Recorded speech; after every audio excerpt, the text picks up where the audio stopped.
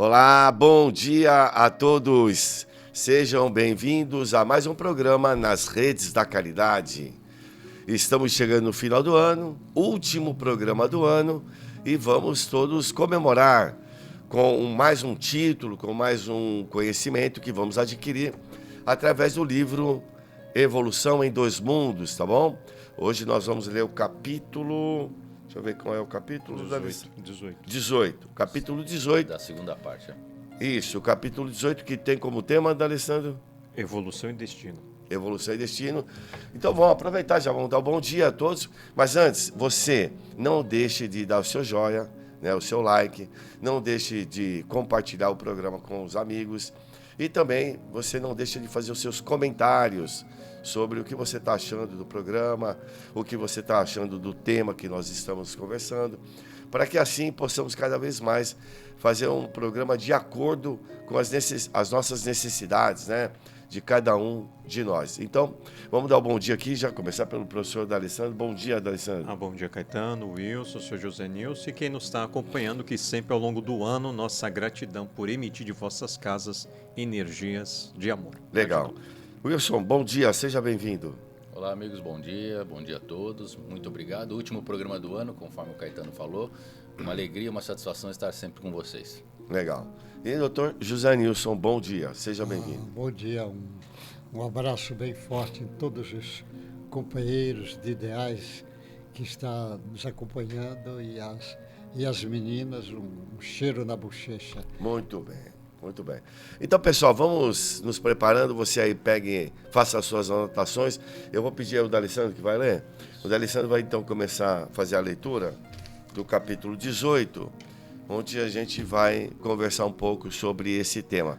Se você tiver esse livro, leia o capítulo e depois pode aí também participar de uma forma efetiva do programa, tá bom? Vamos lá? Primeira pergunta feita ao senhor André Luiz foi: o mal está determinado no conteúdo do nosso destino?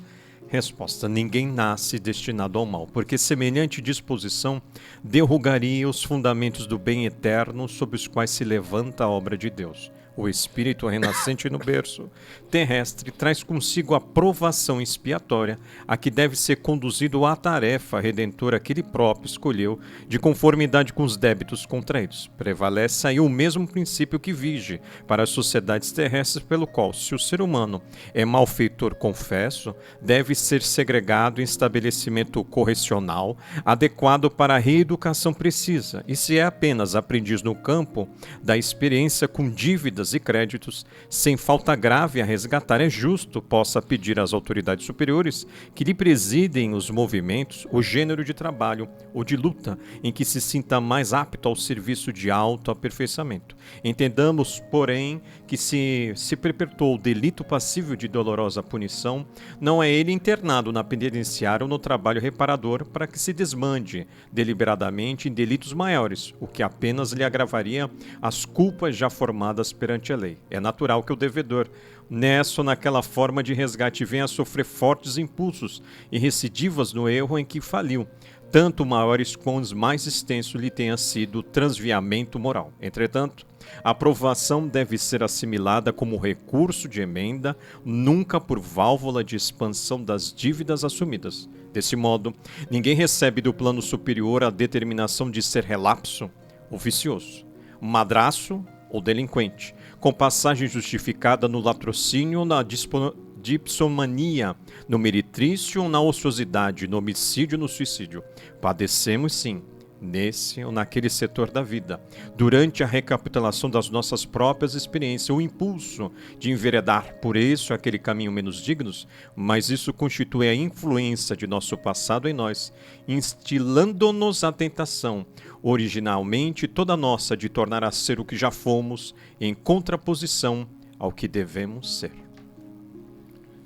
Legal. Para fazer o comentário, D'Alessandro, Wilson, Danilson? Essa pergunta é interessante porque ele começa falando, né, se o mal está determinado no conteúdo do nosso destino, né? Então, quer dizer, cada um de nós já vem com o mal dentro de nós, ele está falando. E ele começa falando que cada um de nós, através do nosso livre-arbítrio, é livre para escolher os caminhos que iremos seguir. Então ele vai exemplificando aqui, né, que ninguém nasce com tendência para suicídio, ninguém nasce com tendência para desejar o mal, ninguém nasce orgulhoso, ninguém nasce vaidoso. Nascemos todos nós com as sementes das virtudes dentro de nós. Alguns despertam mais rapidamente, outros demoram um pouquinho mais, mas todos nós que somos colocados aqui nesse planeta de provas e expiações, hoje aqui no nosso planeta Terra, né, que a gente sabe que está em mudança, em transformação para o mundo de regeneração, só depende de cada um de nós as escolhas para que a gente possa seguir aí por caminhos mais assertivos. Então ele vai dando o exemplo aqui, que se você, um malfeitor dentro da sociedade, por exemplo, que acabou cometendo determinado crime, é justo que pelas leis da sociedade nossa, do homem, seja a ele imputado uma pena, às vezes uma prisão de 10 anos, ou se for algo mais leve, fazer algum tipo de serviço para a sociedade. Se você é uma pessoa que não tem débitos, que não tem delitos, você vive livre dentro da sociedade, você escolhe onde você quer morar, aonde você quer trabalhar, o que você quer estudar. Então ele vai exemplificando, cada um de nós, espíritos imortais colocados aqui em evolução, de acordo com as nossas escolhas, nós vamos poder dar os nossos pitacos aí na nossa encarnação, como nós vamos agir. Então, eu acho que é bem interessante essa introdução dessa primeira pergunta, evolução e destino, porque todos nós estamos fadados à evolução, isso é fato. E o nosso destino é cada um de nós que faz. A cada dia que a gente acorda pela manhã, a gente tem a oportunidade de um novo dia começar com novas escolhas.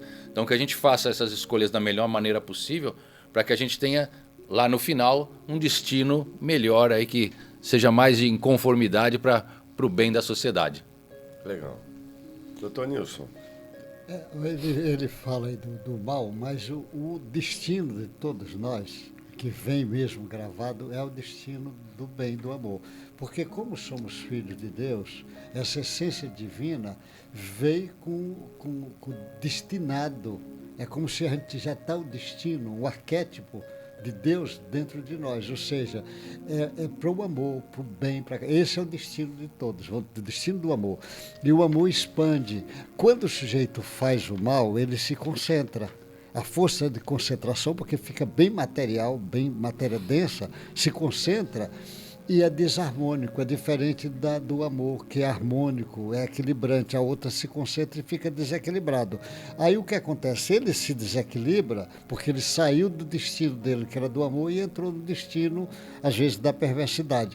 Ele precisa ajeitar aquilo. E como é que ele vai se ajeitar? Eliminando aquilo. E vai eliminando, dando a impressão que tem essa tendência. Ele tem essa tendência momentânea. A tendência que a pessoa tem para suicídio, para fazer coisas ruins, é tendências momentâneas de alguma coisa que está expandindo, que precisa ser eliminado. Agora, a tendência do amor, a tendência do bem, é uma tendência que todos têm dentro dele. Agora, o sujeito pode momentaneamente abafar ela porque está na prática da ruindade. Então, o destino nosso é de evoluir na direção do bem, vai expandindo, expandindo. Onde é que chega essa expansão, nós não sabemos. Ele expande, ele entra em um ser de ondas ultra curtas, que é coisa dos espíritos superiores. Então, todos nós somos candidato a ser um dia espírito superior, todos. E momentaneamente podemos estar fazendo alguma bobagem. O interessante é que assim, o espiritismo, o conhecimento vai te auxiliar a você reparar isso de uma forma assim mais consciente. Quando você toma consciência desse equívoco, você imediatamente vai ter que reparar isso. E não vai ficar, isso deixa para lá, deixa para depois, não. É imediatamente após o reconhecimento. Aí que vem o enfrentamento e a coragem para você poder superar isso aí. Então, a importância do conhecimento. Sempre é tempo de recomeçar, a todo instante, né? Então, nós estamos iniciando um novo ano, é tempo de recomeçar, é tempo de novos projetos. Então, por isso que é importante você estudar ou saber sobre o Espiritismo, porque ele vai te passar informações preciosas para a sua recuperação. Se a gente se encontra momentaneamente aí desequilibrado, né, nas nossas estruturas emocionais e assim por diante, então esse conhecimento pode ajudar muito a gente a se reorganizar, né? Vocês querem que eu vá para a segunda? Nós queremos. Então, segunda pergunta foi assim. Interessante, né? Qual é a relação percentual? Então, lá, que foi uma pergunta matemática. Qual é a relação percentual de tempo existente entre os estágios que o espírito de elevação mediana vive como encarnado e como desencarnado? Resposta. A percentagem de tempo no plano espiritual para as criaturas de evolução mediana varia com grau de aproveitamento de tempo no estágio recente que desfrutaram no corpo físico. Quão mais vasta a provisão de conhecimento e maior a aquisição de virtudes por parte do espírito, mais largo período desfruta na esfera superior para a obtenção de mais nobres recursos para a mais alta ascensão. Interessante. Então, quem que eu lembrei? Do senhor Emmanuel. Qual foi a última encarnação de Emmanuel? Padre Manuel da Nóbrega. Padre Manuel da Nóbrega morreu em 1553. Então, se ele reencarnou agora, pelos relatos de Chico Xavier, no ano de 2002, foi quando Chico desencarna, isso? Olha só, ele está no mínimo na erraticidade, o senhor Emmanuel, 500 anos. 500 anos. Fantástico, né? Confirma. É verdade, ele está falando e a gente entende que quanto mais larga, né, é o conhecimento desse espírito, então ele aproveita melhor essa parte da vida física ali na erraticidade, através de estudos, percepções, reflexões das suas últimas vidas e se preparando por uma posterior vida, ou, como você acabou de falar, no caso de Emmanuel, trabalhando como mentor de Francisco Cândido Xavier. Olha a responsabilidade de Emmanuel ali de orientar Chico Xavier. Então, uma responsabilidade de grande porte. E a gente vê que no reino animal, quanto mais simples e ignorante é o desenvolvimento desse princípio inteligente, a gente vê que a reencarnação ela se faz de uma forma mais rápida, mais breve, menos tempo na erraticidade. Por quê? Porque aquele princípio inteligente tem a necessidade de acumular experiências, predicados, para que ele possa se engrandecer e um dia chegar na condição de homem, no reino nominal. Então, quanto mais simples e ignorante é esse princípio inteligente na cadeia evolutiva, mais rápida é a sua encarnação. Quanto mais elaboradas as suas percepções, quanto melhor usado o seu livre-arbítrio, quanto maior o seu desenvolvimento intelecto e principalmente moral, então ele é a resposta que ele dá. Mais tempo ele se faz na erraticidade para que se prepare cada vez melhor para uma próxima encarnação. E às vezes até numa encarnação, talvez como uma missão, que provavelmente é o que vem agora Emmanuel, né, despontando aí na liderança aí de alguma frente, talvez política mesmo na esfera do Brasil. Talvez não seja uma regra, né? Porque existem aqueles espíritos que vão... A gente tem uma necessidade de ter espíritos mais elevados, então que vão para o sacrifício. Deve ter espíritos que vão para o sacrifício porque... Não só por conta da ligação, mas por conta, por exemplo, do trabalho, né? Imagine o espírito voltado aí para esse trabalho do cristianismo.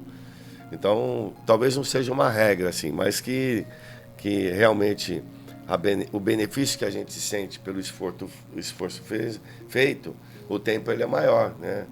Então, às vezes tem pessoas que precisam de muito tempo para poder descansar e outros já revigoram as energias facilmente, porque talvez esteja mais em contato com o divino e assim por diante.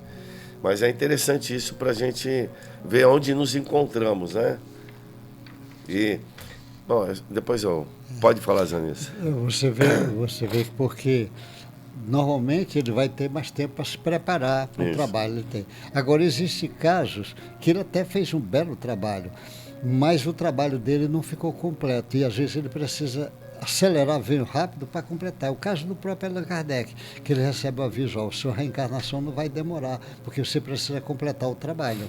Ele faz o trabalho e precisa completar. Então, existem casos desses, ele vem para completar. Às vezes, um cientista começou uma pesquisa, ele parou ali naquele ponto e ele precisa terminar a pesquisa que ele começou. Então, ele é a pessoa mais indicada. E, às vezes pode até em pouco tempo esse camarada reencarnar, para terminar o trabalho dele. Agora, na grande maioria, se ele está muito preparado, ele precisa avançar mais, se preparar mais ainda. Agora, quanto mais atrasado, como ele disse, o princípio inteligente do animal, você vê ele precisa mais rápido, porque ele está ainda preparando as coisas materiais e quanto mais atrasado, mais a predominância dos espíritos para ensinar coisas mínimas, igual um bebezinho.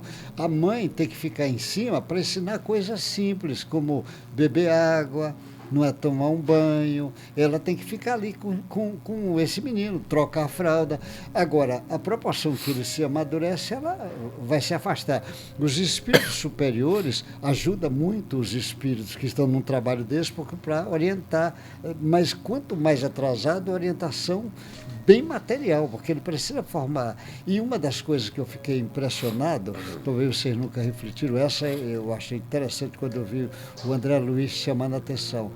Ele diz o seguinte, de bactérias, esses seres mais primitivos, ele disse, olha, seres unicelulares, ele falou, no mundo espiritual, aqui, que normalmente a reprodução é feita aqui, encarnado. A gente precisa do sexo masculino, feminino, para fazer a reprodução. Aqui. Mas ele disse, no mundo espiritual, esses seres muito primitivos, no início, às vezes, a reprodução é feita do outro lado, em número limitado, para ensaiar mudanças no perispírito para reencarnar. O cara diz como?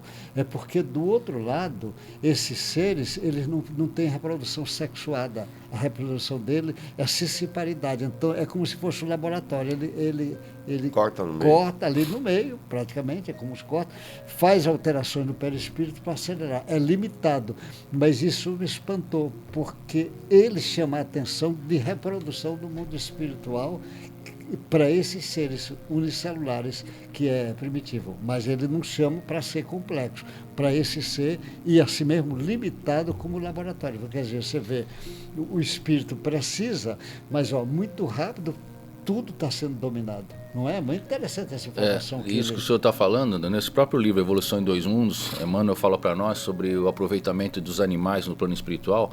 Quando questionam para ele sobre a velocidade de reencarnação dos animais, ele fala que realmente ele dá essa explicação, né, da evolução, quanto mais simples e ignorante, mais rápido. Mas ele fala que muitos animais são aproveitados no plano espiritual para experiências com os geneticistas, onde são feitas essas melhoras também genéticas, inclusão de determinados genes, fatores, predominâncias, que na próxima encarnação dele, ele vai vir com aquela característica diferente. E isso também acontece com alguns seres humanos. E aí, por exemplo, renasce determinado ser humano ou determinado animal com uma característica física que naquele momento a gente pode vislumbrar como uma anomalia. Nossa, aquele cachorro nasceu com um olho mais puxado, uma orelha maior, ou uma capacidade de respiração diferente, e a gente vê, está diferente, parece uma anomalia, mas que no futuro aquela anomalia ela vai se tornar natural, porque é uma estratégia, uma mudança necessária para a adaptação dos novos corpos físicos. E isso acontece conosco também. Então é realmente assim, as mudanças elas vão sendo inseridas nos corpos físicos, vou falar físicos e espirituais, para depois serem mudados aqui no plano físico, né? Você vê que isso que o André diz é uma revolução no mundo biológico, no estudo da biologia. É uma revolução isso que ele diz. Os caras não têm ideia ainda. Olha que dados científicos esse cara está trazendo para a ciência do futuro. Os laboratórios do mundo espiritual, né? É diretamente no DNA espiritual que ele fala. Essa mudança. É porque, como aqui ainda é muito primitivo, imagine, o espírito está, o princípio inteligente, o espírito está vestindo matéria ainda é muito primitivo. Então, acho que a manipulação em torno da gente ela é grande, porque também a gente provoca muita anomalia no nosso corpo, não só pelos pensamentos, mas pelo que a gente ingere, a nossa conduta, tudo isso você acaba até, às vezes, provocando males, né? A talidomida lá, que trouxe uma série de problemas aí, a medicação, o quanto não provocou aí disformidade no corpo humano, naquele espírito que vai precisar depois reencarnar. Então, acho que se não tiver um laboratório mesmo no mundo espiritual para cuidar dessas coisas que a gente acaba provocando, eu acho, né? Eu acho que é perfeitamente natural, mas assim, é um dado importantíssimo, né? E o grau de cientista, o cara está fazendo pesquisa lá, alterando a genética. Olha o grau de cientista desses caras lá. Uma coisa que a gente nem imagina, né? Mas tem também uma outra informação. Emmanuel, no livro A Caminho da Luz, ele também diz que quando na criação do planeta, em todo o sistema, os cientistas, os grandes arquitetos do universo, já deixaram os moldes perispirituais de todos os corpos em evolução que seriam usados. Então aquele modelo já está ali mais ou menos pronto. Então eu acho que seria mais ou menos que nem uma receita de bolo, eu entendo assim. E aí esses geneticistas atuais pegam aquela receita de bolo que já foi deixada pronta e aplicam ela. E aí fazem as mudanças necessárias, baseado nessa informação de Emmanuel, que ele fala que todos os corpos já estão ali pré-determinados na evolução do planeta, no livro A Caminho da Luz. Então, e no mundo físico, a gente não tem aquele grande laboratório que tem todas as sementes do mundo enterradas, acho que não sei se é Genebra, está lá uma profundidade, tem sementes do mundo todo. O ser humano também tem preocupações, não sei se tem manipulação, mas assim, de guardar, por caso uma hecatombe, alguma coisa possa vir a acontecer. Só que as preocupações lá já são outras, né? Mas você vê a importância que é você ter conhecimento, saber, né? Próxima pergunta foi: poderíamos identificar algum elo da evolução que existe no plano extrafísico e que é desconhecido na Terra? Resposta: além do plano físico, a investigação humana encontrará material valioso de observação para elucidar os variados problemas concernentes à evolução do ser. Olha aí o que vocês estavam dizendo hoje, né? Os biólogos não entendem esse elo perdido, né? E o elo perdido está do outro lado, do mundo espiritual, né? Então ele está dando uma dica aqui para todos nós. Vocês só, né, explicaram aí, Emmanuel já está falando que há toda uma programação divina, né? Que tal cabe esses espíritos superiores, mas quem tem uma visão material, né, que é hoje a ciência ainda é materialista, né, evidentemente, né, não deveria ser, né, porque se ciência trabalha com hipótese, quanto mais evolui o cientista, né, mais aberto às leis do universo, né, mas infelizmente há muito egoísmo, né, egocentrismo na academia. Eu vejo essa pergunta, eu interpretei de uma outra forma, assim, muitas anomalias a gente vê no nascimento, por exemplo, de uma criança. Uma criança que nasce sem uma perna, uma criança que nasce cega, um que nasce com uma hidrocefalia, microcefalia, vamos dar vários exemplos aí. E aí o pai e a mãe chegam para um médico ali que não tem o conhecimento da espiritualidade e perguntam: por que meu filho nasceu com determinado problema? Algumas religiões vão falar, pode até culpar o pai e a mãe, né? O pai tem culpa, a mãe tem culpa, e aquilo traz um peso muito grande para o casal. Mas quando os médicos tiverem entendimento da espiritualidade, da reencarnação, né, da lei de causa e efeito, terão uma compreensão maior que cada um é o cultivador do seu destino. Então aquela criança que nasceu com determinada limitação, provavelmente, isso não é regra, né, voltando a falar, foi o efeito de escolha não menos digna. Então pode acontecer aquilo. Às vezes a gente sabe que nasce determinada criança com determinada dificuldade também para trazer união. Ela pode ter nascido com uma missão e aceita aquela missão para modificar a sua família de alguma forma, né? Para trazer um despertamento, para ir buscar. Eu lembro até há uns programas atrás, só contou o caso daquele engenheiro que descobriu o negócio da válvula, né? Então o filho nasceu com determinada dificuldade para o pai desenvolver. Mas a maior parte é isso. Quando os médicos tiverem verdadeiro entendimento das reencarnações, irão entender essa lei de causa e efeito, e aí sim será muito mais fácil a gente entender e ajudar esses espíritos e também nos ajudar a se acertarem novamente, né? Entender o papel fundamental do pai e de uma mãe no crescimento da sua criança, do seu filho, induzindo a escolhas assertivas para que ele tenha uma boa orientação, uma boa base sólida para quando ele se tornar um adolescente e um adulto, né? Então, a responsabilidade de uma família quando traz um ente querido, um novo espírito para dentro do seu lar, ali na condução das suas escolhas, né? Bacana, né? É porque você vê como o espiritismo, como ele vem para ajudar. Por exemplo, esse elo perdido, que o próprio Darwin chama a atenção disso. Então é como você pode dizer, sem medo de errar, as dúvidas de Darwin, o espiritismo tira. As dúvidas de Freud para tentar explicar o psiquismo, o espiritismo tira. E as dúvidas de Marx para explicar o homem social, o espiritismo tira. Então o espiritismo chega a explicar o homem social fora da visão só materialista que os caras querem dar. Diz, olha, precisa compreender que tem espírito, tem reencarnação, tem uma série de coisas aí. Na parte psicológica, o cara diz, não vai dar para você entender o psiquismo, a mente humana, sem trazer a discussão da alma. E na parte biológica, lá que o David quis trazer, o cara diz, a biologia é estudo da vida, meu filho. Estudar a vida, você tem que trazer a alma para essa discussão. Certo. Então o Espiritismo ele faz, porque o Espiritismo é a ponte entre o mundo materialismo e o mundo espiritual. Jesus ele veio trazer, olha, aqui que é o ponto máximo que vocês vão ter que ir. E o Espiritismo ele forma essa ponte entre Jesus e o mundo material aqui. Ele forma a ponte. O Espiritismo é a ponte que todos os seres, no seu processo evolutivo, vai precisar passar por essa ponte.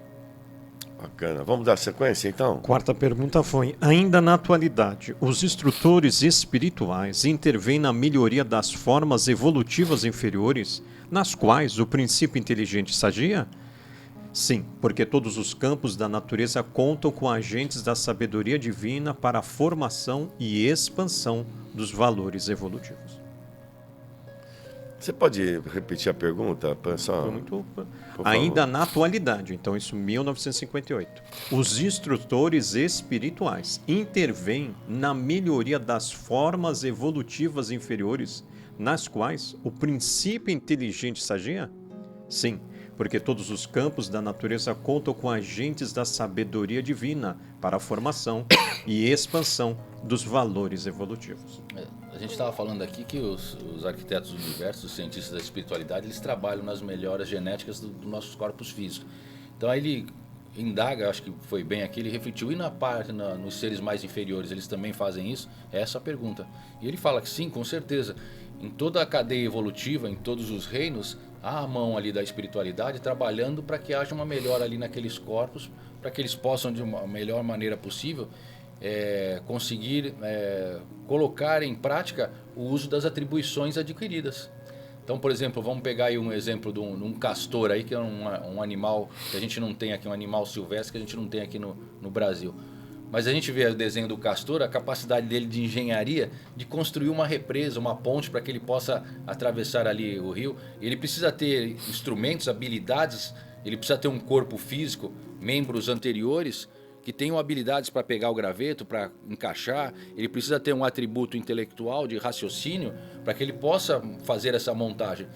Então, conforme esse princípio inteligente ele vai evoluindo, esses arquitetos da espiritualidade também vão inserindo ali qualidades e mudanças espirituais que vão gerar mudanças fisiológicas, né, mudanças físicas, para que ele possa se utilizar daquele conhecimento. Então, a gente vê aí todos os reinos, desde o mais simples e ignorante até o mais complexo, o angelical, onde a gente não tem muitas informações, mas a preocupação da espiritualidade trabalhando sempre nas mudanças necessárias para que eles consigam se exprimir da melhor maneira possível. Eles fazem, de recente, até coisas mínimas. Todas as cidades espirituais na Terra, que são milhares, e que ainda não é laboratório de grande evolução, todas têm, por exemplo, departamento de reencarnação. No departamento de reencarnação, o sujeito vai reencarnar e às vezes vai precisar ter um problema. E às vezes eles fazem alterações lá no perispírito do sujeito, que ele vai precisar ter alterações na genética dele, porque às vezes vai nascer faltando um braço, vai nascer com um problema que vai ter uma cegueira com tantos anos de idade, vai ficar surdo. Tem uma série de, às vezes, vai ter um problema hepático, que ele vai nascer. O sujeito era alcoólatra, não sei quanto, ele está dizendo, pelo amor de Deus, eu não quero mais beber álcool, já não aguento, todos em casa. Cadê? Você já está pronto? Estou pronto. Então tá bom. Ele já nasce com cirrose hepática. O menino não bebeu nada e já nasceu com cirrose hepática. O cara diz, que coisa doida. Mas houve alterações no mundo espiritual, então eles alteram. E isso são pessoas que já entendem da ciência, mas não é nem espíritos, às vezes, puros, são espíritos comuns, mas que conhecem muita área já, e já trabalham ali, lógico, tem a supervisão daqueles superiores que não, isso aqui não pode. Eles alteram, mas já faz essas alterações, eles alteram. O André Luiz diz assim, pega a cromatina, altera a cromatina, para formar os cromossomos, que vai o problema do gene. Eles fazem alterações ali na cromatina, que está lá dentro para alterar os cromossomos que vai alterar lá a informação genética. Ele já faz, a pessoa nasce com um gene defeituoso daquela parte. E às vezes numa casa só tem ele com esse defeito, os outros todos estão bem, mas já estava programado do mundo espiritual. Até mesmo uma mediunidade ostensiva é programado do outro lado. O sujeito vai ser um cantor, o camarada vai nascer com a voz desses cantores fantásticos. Ele tem alterações nas cordas vocais, ele começa alterações lá que vai alterar aqui, porque ele precisa ter diferente do outro. Não pode ser a mesma coisa. Engraçado, e principalmente agora a gente assiste aí crianças, jovens, adolescentes aí que tem uma voz, não sabe de onde vem aquela voz. Uma coisa impressionante, né? Cantores aí, jovens, e fala, não é possível o que ele faz com a corda vocal, porque é uma coisa impressionante, né? Então, assim, é uma coisa bela, né? Ele está indo para o belo, já pessoas que estão apresentando um pouco mais do belo, do divino dela, né? Isso é muito interessante, porque faz parte desse processo de evolução. A manifestação do que é belo, do que é bom, do que encanta, né? E, então, já vem pessoas dotadas fisicamente mesmo, já dessas possibilidades. Né? Bacana, né? Interessante também lembrar, a gente tem determinados órgãos e estruturas que têm um desenvolvimento muito semelhante em todos os reinos, né? São chamadas estruturas homólogas. Por exemplo, se a gente olhar o desenvolvimento embrionário de uma asa de um pássaro e um membro, um braço anterior nosso, a gente vai ver que esse processo de desenvolvimento ele é muito semelhante. Só que em determinado momento o da ave cessa ali e ela vira uma asa para se desenvolver.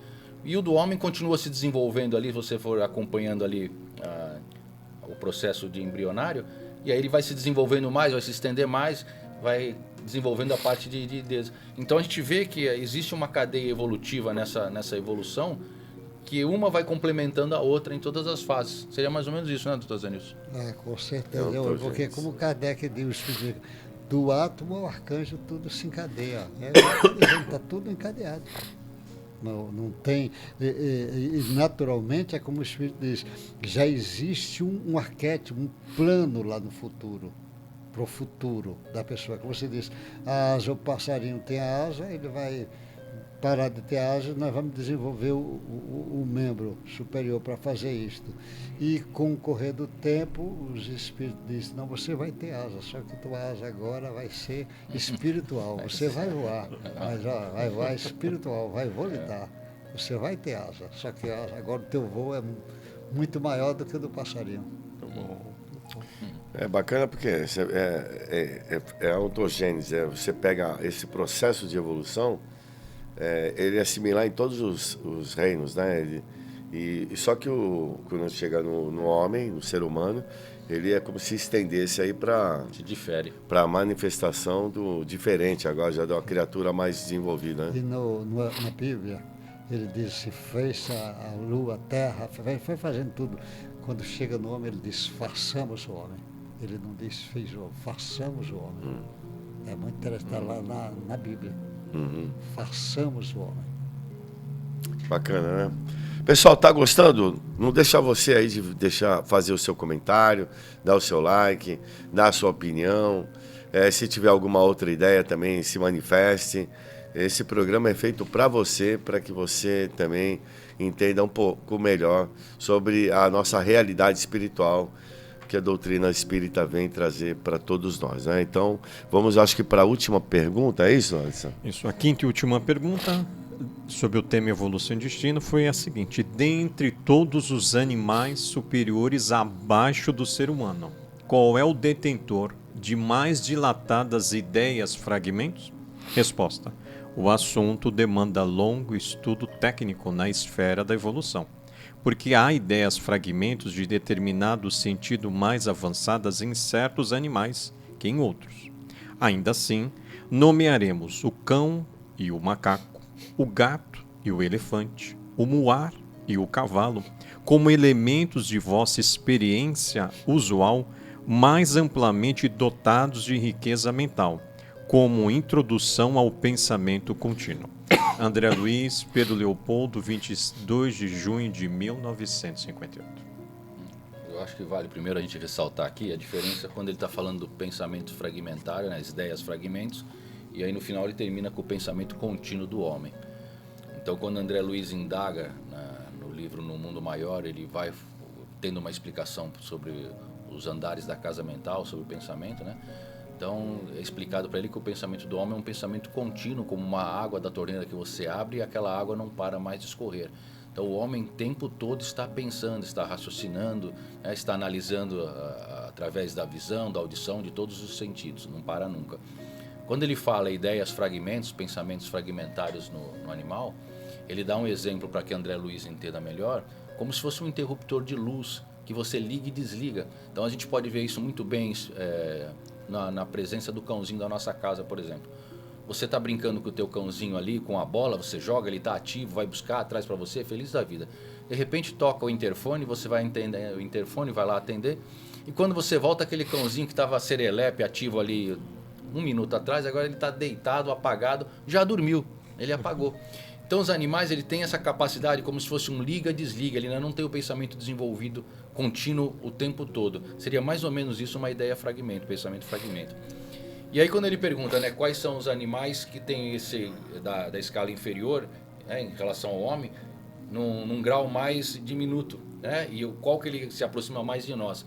Ele vai falar que são os animais, na verdade, se a gente for ver, que têm o contato mais próximos conosco. Por quê?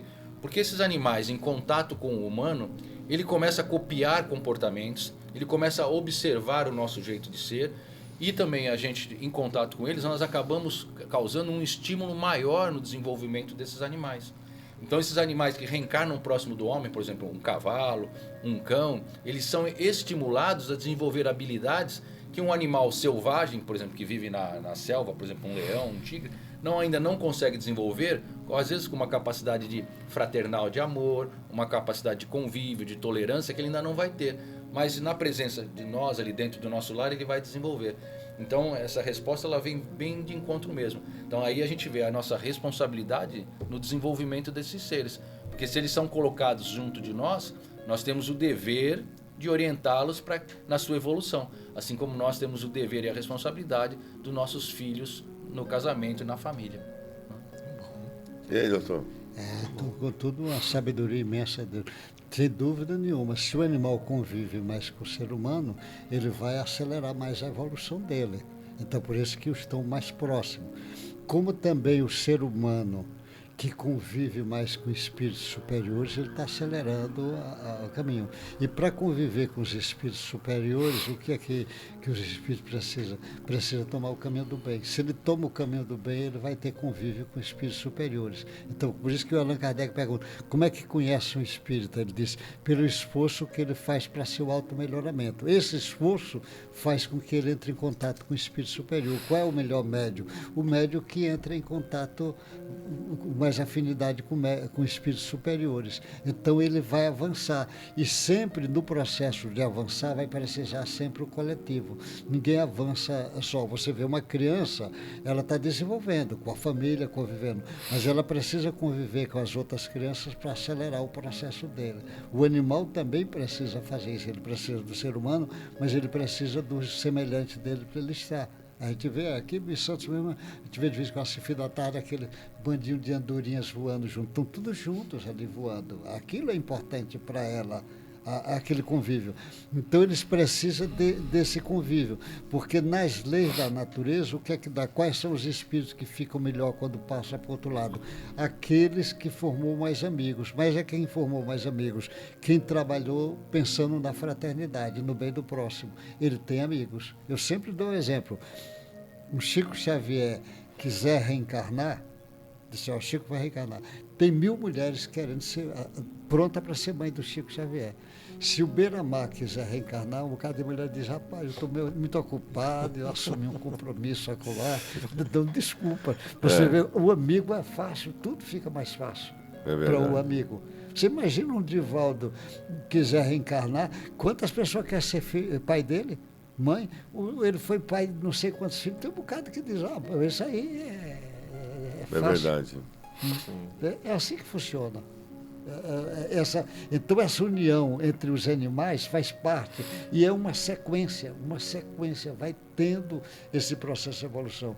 Nos espíritos puros, os espíritos evitaram estar falando muito do assunto, porque disse, o negócio nosso é tão grosseiro aqui, nós temos que melhorar esse momento. E diz, olha, vocês ainda estão muito longe do puro, porque vocês estão no planeta de prova e expiação, vai passar planeta regeneração, não sei quantos milênios isso vai ficar na regeneração, para depois e ainda para puro. Ainda é muitos milênios estão nos esperando. Para feliz, né? Ditoso. Para todos nós. Eu queria que vocês comentassem, ó, no final dessa pergunta ele faz assim, ó, os OL mais amplamente dotados de riqueza mental. Como é que esses animais se dotaram de riqueza mental e foram colocados ao lado do homem? Ele está falando, esses animais, eles têm mais riqueza mental. Por que eles têm mais riqueza mental? Pelo carinho, pelo amor, pela convivência? Pela convivência, né?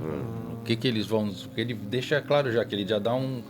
Eles têm mais essa riqueza mental por causa do convívio já conosco, mais é diferente se você colocar a capacidade de amar e já a gente vai ver ainda em forma de sementes, mais simples. Por exemplo, num cão que convive, se comparar com um leão. O leão ainda tem um instinto selvagem de sobrevivência, ele vai ali, ainda vai precisar matar para sobreviver. O cão já sabe que não precisa mais matar, porque ele vai buscar, se é um cãozinho de rua, ele vai buscar na lata de lixo, ele tem um instinto ali de autopreservação, se é com o humano, ele vai através do carinho, fazer um carinho ali no seu dono, abalançar o rabo, olhar com aquela carinha de sofredor, e o dono vai ali, vai entender e vai dar a raçãozinha para ele. O leão não, através do seu instinto de preservação, ele vai ali na natureza, vê uma presa e aborda aquela presa e mata ali pro bando. Apesar que ele não mata por maldade, um animal selvagem, ele não mata por selvageria, ele mata por necessidade de alimentação. Mas você vê, o cãozinho já não traz mais esse instinto dentro mas dele. eu tenho um cachorro lá no sítio, o Chicó, eu acho que ele ainda é danado, ele mata por o Chicó e João Grilo tem lá. Chicó e João Grilo. Aí ele me matou umas galinhas lá, rapaz, mas olha... Ou tu tá deixando ele com fome. Com fome? Não tem fome tá não. alimentando ele. O Chicó. Mas o Chicó é sem vergonha, sabe? Ele é danado. Ele quer... E assim, quando eu pego aqueles biguazão, sabe uns biguá que fica lá eles vão atrás. Um vai pela frente, o outro vai lá por trás, para tentar caçar. Você acredita? Eles deve ter sido uma reencarnação de leão aí, de leopardo. Aí vieram como cachorro nosso lá. Dá trabalho aqui. Agora, ele falando como é que passa essa parte mental que vai melhorando, vê que o próprio André, ele chama atenção. Formou o primeiro andar nos seres mais primitivos. O cérebro está em formação. Vai formar o segundo andar. Entre o primeiro e o segundo, antes de formar o segundo, tem muita transição até formar o segundo. Entre o segundo e o terceiro, o animal geralmente está no segundo já. Ele, para ir para o terceiro andar, essa parte aqui mental, por exemplo, um prédio, você está no segundo andar, para preparar o terceiro, você vai precisar preparar as colunas, você não já bota o terceiro assim, não tem um preparo. Então existe um intermediário entre esses aí. Quanto mais o intermediário vai indo na direção do terceiro, está mais próximo. Esses aí estão mais próximos, porque precisa, a mente dele está na frente, mas ele não tem o aparelho físico capaz de mostrar isso para a mente. Então ele precisa um tempinho para isso. O André Luiz, ele traz, nesse livro mesmo, ele tentando mostrar a formação do cérebro, é algo que a gente custou muito para preparar. Por que ele preparar? Porque ele vem preparando o corpo todo para preparar isso, que é o ponto alto do corpo humano. A formação do cérebro. Isso custou muito tempo. Aí ele está apto agora de trazer isso para automatizar isso na nossa conduta. Isso custa muito, mas tem os intermediários entre isso. E fica como sugestão para o ano 2024, né, o Wilson aí fazer uma bancada da turma da medicina veterinária, porque o texto é de 1958. Será que a medicina veterinária estaria já preocupada com a bioética perante esses bichinhos aqui, ó, cavalo, o muar, o macaco, o cão, o gato e o elefante? Fica aí como sugestão no ano 2024. Os representantes né, da medicina veterinária falam como é que hoje a pesquisa aceita isso. Moar ou moar? É um equino também. É um equino também, entre o burrinho e o asno ali. Ah. É que eles são mais fortes, tem mais resistência. Moar seria o jumento, essas coisas? Então eles são usados para grandes cargas. Adoro. Tem mais capacidade que um cavalo. Né? Para força. Para força, né? Exatamente. E a resistência deles, né? Bacana. Bom, estamos encerrando. Estamos terminando o ano de 2023. O programa fez 5 anos de existência. Graças a você que nos acompanha, que persevera com a gente. Então, o nosso pedido é que vocês continuem nessa toada aí de perseverança nas redes da caridade, para que a gente cada vez mais possa fazer um programa voltado para você. Um programa onde vai te esclarecer, vai te consolar, vai te confortar, porque todo esse programa ele é feito em cima dos ensinamentos que agora passou o Natal, né, do nosso Senhor Jesus, que veio modificar toda a estrutura de pensamento, de comportamento, de conduta do planeta Terra. E nós, espíritas, somos cristãos e temos aí um dever de agir de uma forma crística, quer dizer, fazendo o bem, sendo correto, sendo honesto, para que, de alguma forma, a gente vai crescendo e evoluindo. Então, eu peço aí aos nossos amigos de bancada para fazer as suas despedidas de 2023 e até daqui a pouco, 2024, né? Vamos lá, Wilson? Eu acho que o tema desse programa, do último programa do ano, foi muito interessante, né? A gente fala evolução e destino, porque a gente tem que entender que quanto mais o homem evolui, mais se dilata a sua capacidade de amar. E é isso que a gente precisa desenvolver agora no próximo ano e sempre, né? Então, que a nossa capacidade de amar, nossa capacidade de caridade, cada vez mais cresça dentro de nós. Um feliz 2024 a todos. Legal. Doutor Nilson, a palavra é sua. Pedir às pessoas lembrar o seguinte, coloca na tua tela mental fixa, a ideia fixa de Zé Ruim, mas fixa assim, de semear o bem, porque quem semeia o bem vai ser muito feliz. Então você coloca assim vou ser alegre, mas levar uma alegria saudável, vou ser fraterno, a caridade, a bondade, o amor, a paz. Então eu desejo que esse ano que vem você seja o grande semeador das virtudes divinas. Acredite que você tem possibilidade de ser. Não perca a oportunidade que a vida está lhe dando. Até o próximo encontro nosso. Legal. D'Alessandro, por gentileza. Agradeço o carinho dos irmãos de bancada e todos que ao longo de 2023 nos acompanharam e que possamos lembrar daquela mensagem do monge quando foi desafiado pelos discípulos. O discípulo invejoso falou: levarei um pássaro em minhas mãos e perguntarei para o monge: mestre, esse pássaro está vivo ou está morto? Se ele se responder que está morto, eu abro, ele sai voando. Se ele responder que está vivo, esmago e apresento que está morto. Eu serei o novo mestre.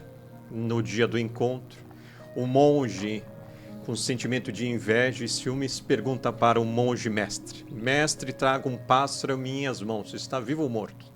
Ele olhou, os olhos transmitem as vibrações da inveja e do ciúme. O monge mestre lhe respondeu: meu filho, o destino desse pássaro está em suas mãos.